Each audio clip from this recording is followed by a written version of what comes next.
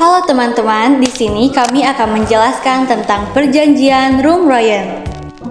Simak videonya ya.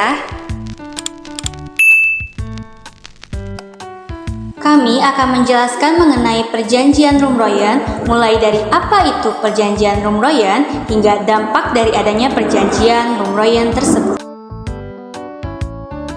Perjanjian Rumroyen merupakan perjanjian antara Belanda dengan Indonesia untuk menyelesaikan beberapa masalah mengenai kemerdekaan Indonesia sebelum diadakannya KMB.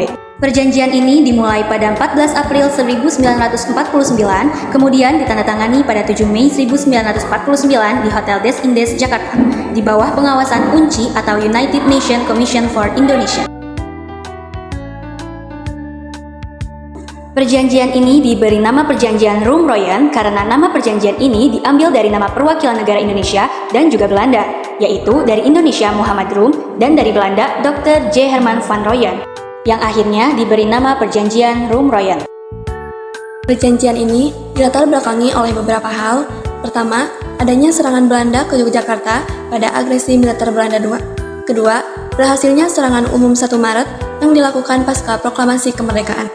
Ketiga, Belanda menahan para pemimpin Indonesia yang kemudian menuai kecaman dunia internasional, terutama Amerika Serikat dan Dewan PBB.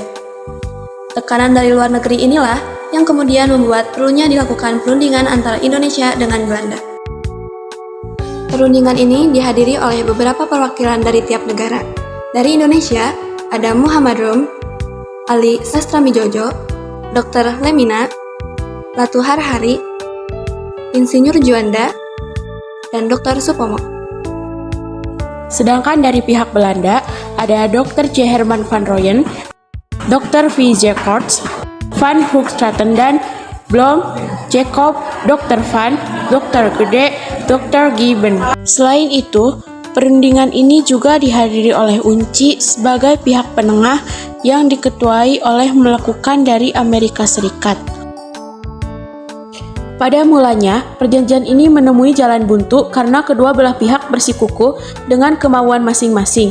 Akhirnya, UNCI sebagai pihak penengah mengusulkan Muhammad Hatta untuk hadir di pertemuan berikutnya dan juga si Sultan Hamengkubuwono IX juga turut hadir karena kehadirannya sangat diperlukan untuk menegaskan posisi Yogyakarta.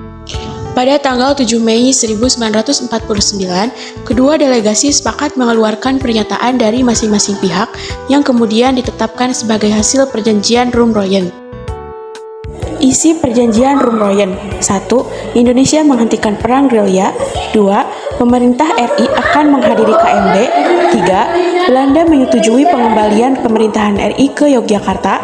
4. Angkatan bersenjata Belanda akan menghentikan semua operasi militer dan membebaskan semua tahanan perang dan politik. 5. Belanda menyetujui RI sebagian dari negara Indonesia Serikat. 6. Kedaulatan akan diserahkan kepada Indonesia secara utuh dan tanpa syarat. 7. Belanda dan Indonesia akan mendirikan persekutuan dengan dasar sukarela dan persamaan hak. 8. Belanda memberikan semua hak, kekuasaan, dan kewajiban kepada Indonesia. Adanya perjanjian Rumroyen ini juga memberikan beberapa dampak.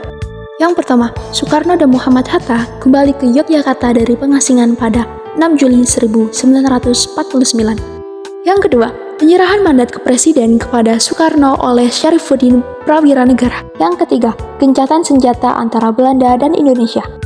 Dan yang keempat, dilaksanakannya KMB di Den Haag, Belanda. Itulah penjelasan tentang mengenai perjanjian Rumroyen. Semoga bisa bermanfaat untuk kalian semuanya.